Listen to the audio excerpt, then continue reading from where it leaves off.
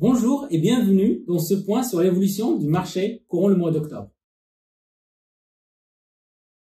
Les incertitudes quant à l'évolution de la guerre au Moyen-Orient et à l'évolution des politiques monétaires des banques centrales ont largement dominé l'actualité tout au long du mois d'octobre.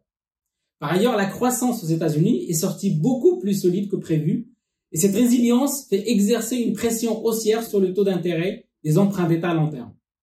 Conséquence directe de cette hausse du coût de financement, les bourses se sont nettement repliées et la montée des risques géopolitiques liés à la guerre entre Israël et le Hamas et le risque d'embrasement de la région qui est très important dans l'échiquier énergétique mondial exerce une pression supplémentaire sur le prix du pétrole et ainsi compliquer la tâche des banques centrales à atteindre l'objectif d'inflation de 2%. Dans ce contexte, les investisseurs devront surveiller 4 thématiques. La première thématique est la consommation des ménages. Donc l'abondance de l'épargne et la vigueur du marché du travail ont soutenu la consommation des ménages depuis le début de l'année. Mais la hausse des taux d'intérêt durcit les conditions de crédit pour le consommateur et ce dernier sera encore davantage sous pression si le marché du travail se met plus tard à se détériorer. La deuxième thématique est la capacité budgétaire de stabilisation des gouvernements. Celle-ci se trouve considérablement amoindrie aux États-Unis comme en Europe pour la remontée des taux d'intérêt et le niveau des dettes atteints. Conséquence, il ne faut pas tabler sur de nouvelles mesures de soutien pour compenser l'affaiblissement de la croissance. Le seul moyen qui reste à disposition est le niveau des taux d'intérêt que les banques centrales ne peuvent baisser tant que l'objectif d'inflation de 2% n'est pas atteint.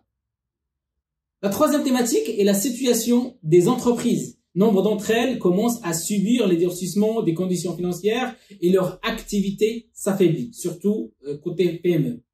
Enfin, la dernière thématique est la croissance en Chine. Donc, malgré les mesures budgétaires annoncées tout à la fin du mois d'octobre, la crise immobilière n'a pas fini de peser sur l'économie chinoise.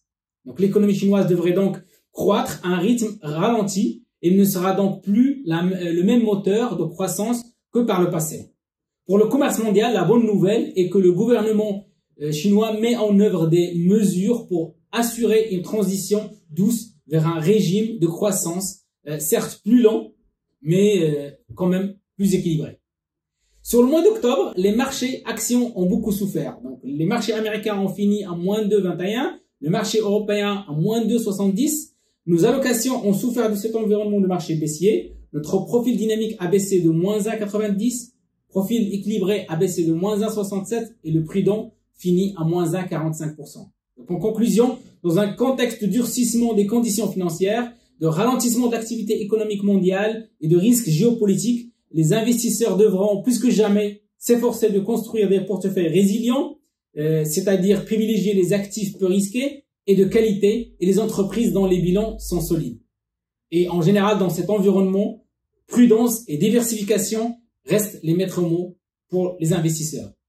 Merci pour votre attention et rendez-vous à notre prochain point.